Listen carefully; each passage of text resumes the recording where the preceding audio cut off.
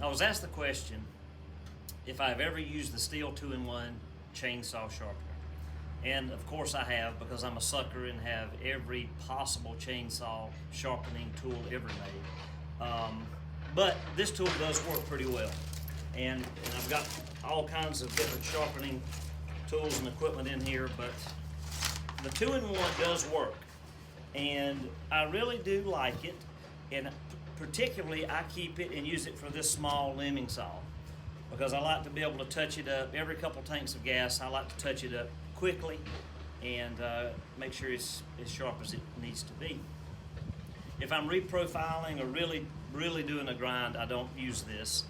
I use a bench grinder, but this works well for just touching it up. And the reason it works so well and why it's so efficient is, one, it's easy to use because the angle that you need to contact the cutter is predefined by the handle.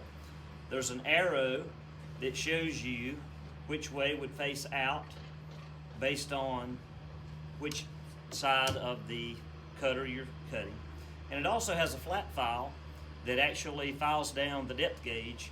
So while you're sharpening the cutter, it's also filing the depth gauge, so you get the proper amount of bite when you're cutting. So I will take this just to demonstrate. So based on the angle here, I make sure that I'm going to do the right cutters. So I'll make sure that the file is on the bottom side, and you can set it right down into the cutter. You determine the proper angle because of the angle of the handle. You seat it nicely under the cutter, and when I take a stroke, I'm pulling up just slightly. When I'm making the file stroke, I'm pulling up very slightly just to make sure I have good contact with the cutter and also the bottom, which is called the gullet. So I just maintain the angle based on the handle and push forward. When I come back, I'm not contacting the cutter, and I'm only contacting the cutter on my forward stroke. And I usually do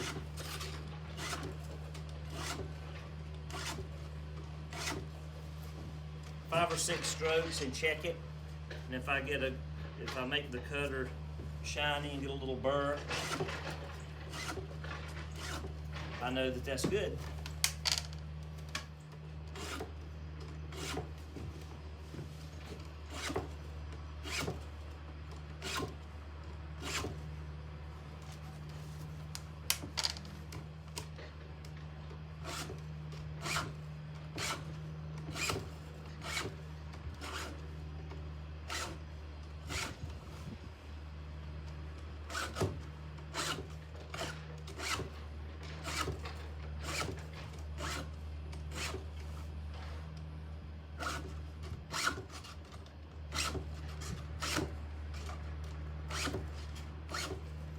That easy. This angle will provide a little more clarity. You can see the angle that's defined by the handle, and also the arrow showing which way to push the sharpener. Now this file, this round file, we're going to set it down in this cutter, so that round file is touching the cutter, it's touching the gullet of the cutter. And then the flat file is contacting this, which is the depth gauge or raker. And they're both in contact. Push forward, and you can hear the file doing its work. Maintain the angle, slight downward pressure.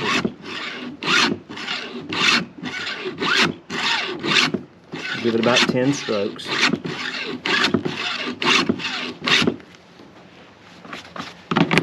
Then you're going to take the cutter until it feels like a cat's claw, and you can see that the depth gauge is polished, so it was adjusting the depth gauge at the same time it was sharpening the cutter. Feels like a cat's claw. And then when you finish those cutters, just turn your saw around, take the sharpener, flip it over. Now you've got the arrow pointing out. Now we can put this round file into the cutter. Again, the flat files touch in the depth gauge, and do the same thing. You have to be a little bit ambidextrous here.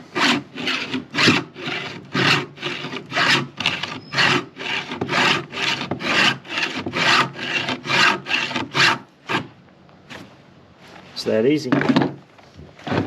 And again, this sharpener is very nice for a touch-up. Around every couple gallons of, or every couple tanks of fuel, I will go ahead and touch this saw up. This is the one I use for this limbing saw, just to keep it sharp. You can just touch it up quickly and keep on going.